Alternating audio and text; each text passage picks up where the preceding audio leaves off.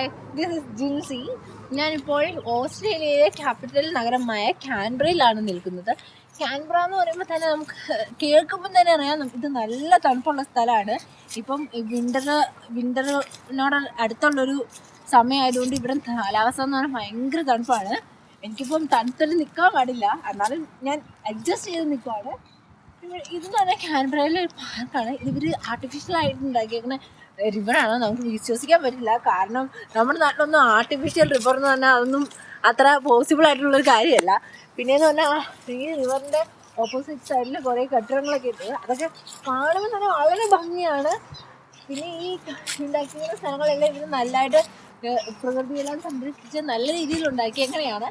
പിന്നെ ഇവിടെ എന്ന് പറഞ്ഞാൽ ഭയങ്കര ഇവിടുത്തെ പ്രത്യേകത എന്താണെന്ന് വെച്ചാൽ ഭയങ്കര ശാന്തമാണ്. പ്രത്യേകിച്ച് ഒരു ക്രൗഡോ അങ്ങനെയൊന്നുമില്ല. പിന്നെ നമുക്ക് വൈകുന്നേര സമയങ്ങളിൽ വന്ന് നമ്മുടെ സമയം ചിലവഴിക്കാൻ പറ്റിയ സ്ഥലമാണ്.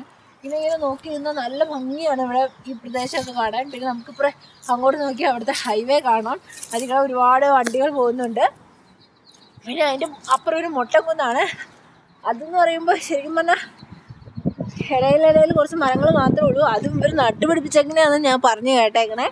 പിന്നെ എന്താണെന്ന് വെച്ചാൽ പിന്നെ നമ്മുടെ വിൻ്റർ ആയിക്കൊണ്ടിരിക്കുമെന്ന് ഞാൻ പറഞ്ഞു. അതുകൊണ്ട് കുറച്ച് മരങ്ങളുടെ ഇലകളെല്ലാം നല്ല ചുമന്ന കളറിലൊക്കെ ആയി.